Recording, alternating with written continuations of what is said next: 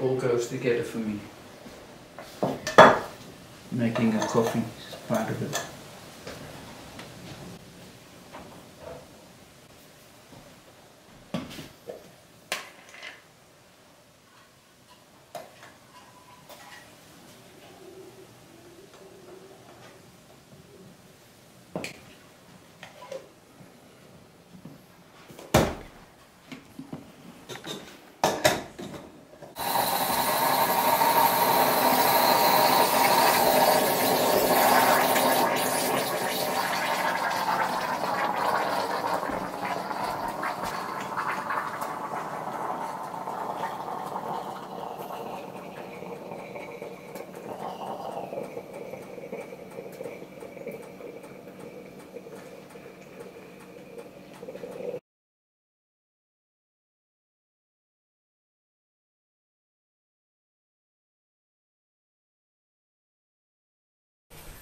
By picking up a ball of clay many years ago, it opened a life of appreciation of beauty, of travel, of meetings, of learning.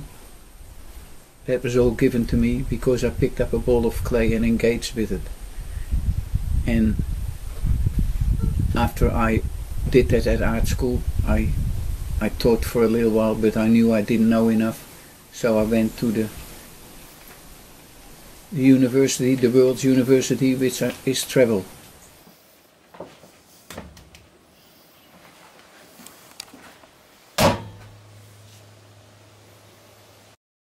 I traveled for 8 years, hitchhiked, and engaged people and places where the making of ceramic was still a very simple activity of 2 hands and a wood fire. And I traveled and met people that had made ceramics all their life, and they had gained a certain wisdom by that simple activity, and that attracted me.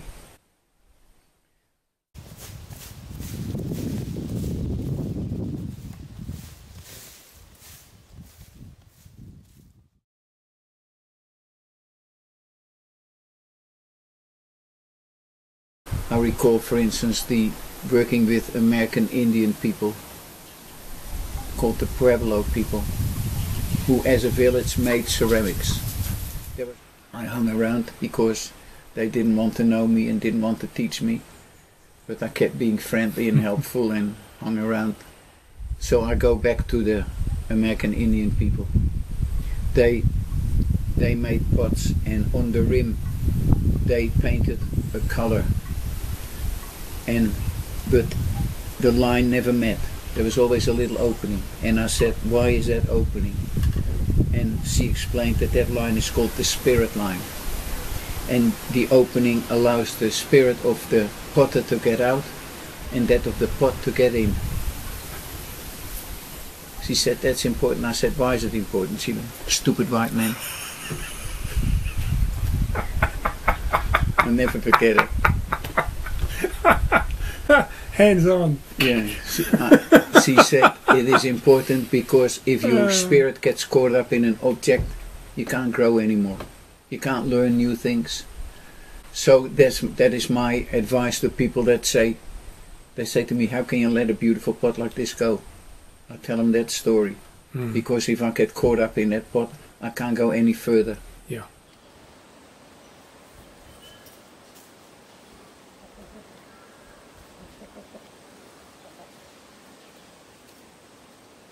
So then I had a meeting with a medicine man. His face was old and like leather, and he asked me to come to a certain place in the evening of a certain date. And I turned up, and we sat in a round room made from stones, and before it had a dome on it, but that wasn't, it was just a wall left with an opening in it. And the full moon came up through the opening, and he knew that was going to happen, and we sat there, and he had given me some mushrooms. I saw things clearly, and I said, the woman potter had told me to paint the spirit line and to let that bowl go. Why then do I make bowls? He said, you make bowls because they tell you where you are on your path of ceramic making. If you're lucky, they tell you where they are. And if you're more lucky, they tell you where you've come from. And if you're most lucky, they tell you the way ahead. So the work that you make today tells you where to go tomorrow.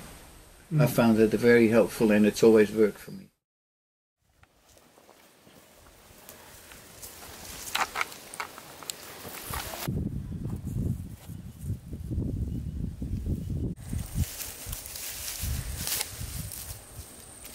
Very small.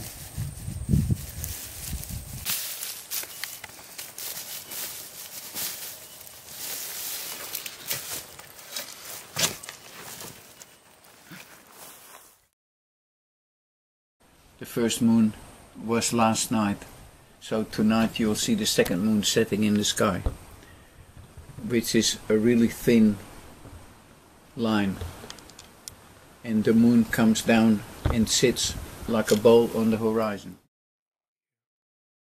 And he said we call that bowl the receiver. At that moment I knew my direction, making bowls, and I've done that ever since, in different ways. Somebody said to me not long ago, aren't you bored making black bowls? I said no, because it's taken me on this amazing journey through the world, and it's always a bit different. And you can always improve your work. You can always improve the throwing, the fineness of the work, the appearance of it. There's plenty to do. I'm never bored.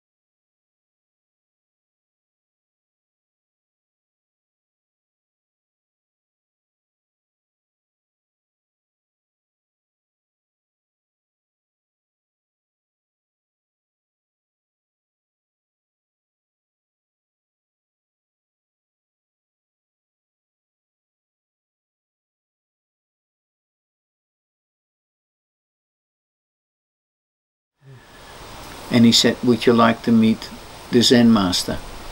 And I thought that was an experience I would never been asked twice. So I said yes. So he prepared me, told me how to sit, and that I was allowed only one question. What question would you ask? So the day arrived, and there was this little door where you had to bow to get in, which I like in that architecture, because you become aware of entering another space more than if you don't do that. And the steps are really high, the threshold. So you're really aware that you enter another space. And I was sitting on a row of chairs or stools, and people went in and came out after 1 minute, and some came out after 2 minutes, but it was very short visits. And I went in, and I went to sit like that with my legs like a pretzel, and my back straight, and he was sitting there, not looking at me, but sort of looking down with his eyes half closed, and he made a movement that meant I could ask my question. And my question was, how can I become a better artist? And he sat there for a while, and then he said, attention. And I sat up thinking I wasn't sitting properly, and then he dismissed me. And I walked out, crouched through the doorway, and I was thought, wanker. But over my, and then I traveled on, and over that travel period I got to understand the truth of that. Because attention, if you give something attention, you make it special.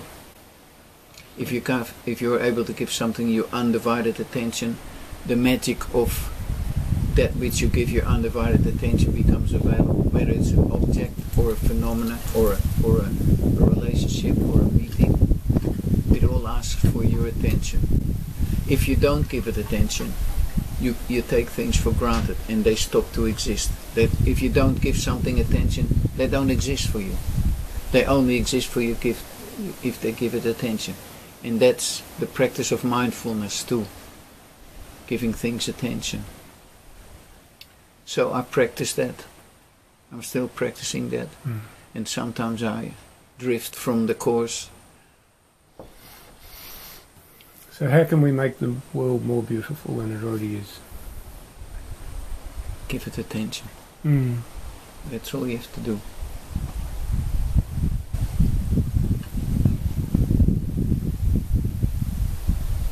If something doesn't do it for you, give it attention and see the thing change.